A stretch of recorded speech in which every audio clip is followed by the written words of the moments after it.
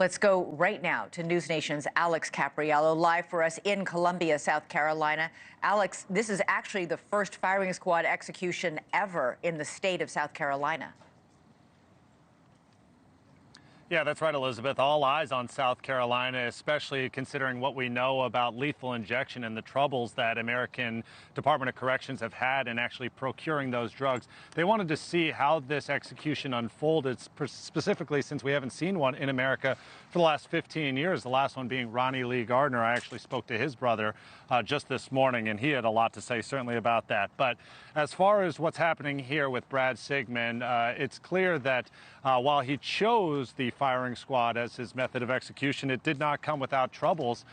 His attorney telling me that the electric chair greatly frightened him, as well as some of the botched attempts of lethal injection in the past. That being said, Brad Sigmon, I'm told, has turned his life to Christ and for the last 24 years has been practicing his faith from inside these jail cells, acting as a sort of minister to these other inmates that are on death row.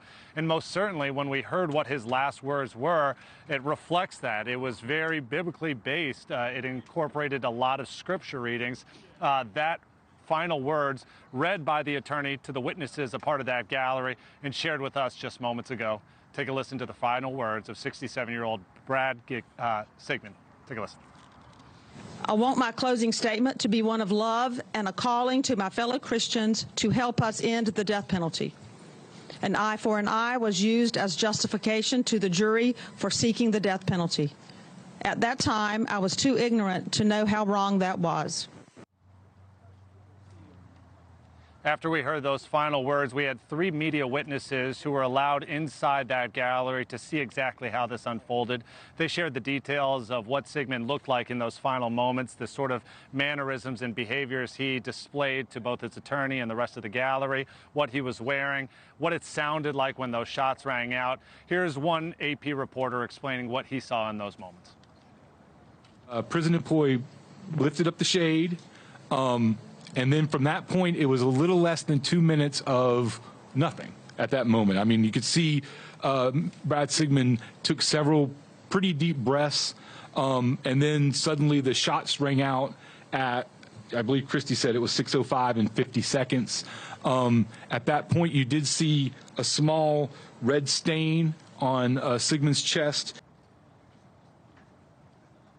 And this will be another 6 other executions planned in America over the next 3 weeks. The other ones being in Texas, Oklahoma, Louisiana, and Florida. One of those, Elizabeth, being an execution through the use of nitrogen gas, sort of suffocation. A lot of eyes on that one in Louisiana as well. All right. Alex Caprariello reporting live from South Carolina. Thank you. Thanks so much for watching. Go to joinnn.com to find NewsNation on your television provider. And don't forget to click the red subscribe button below to get more of NewsNation's fact-driven, unbiased coverage.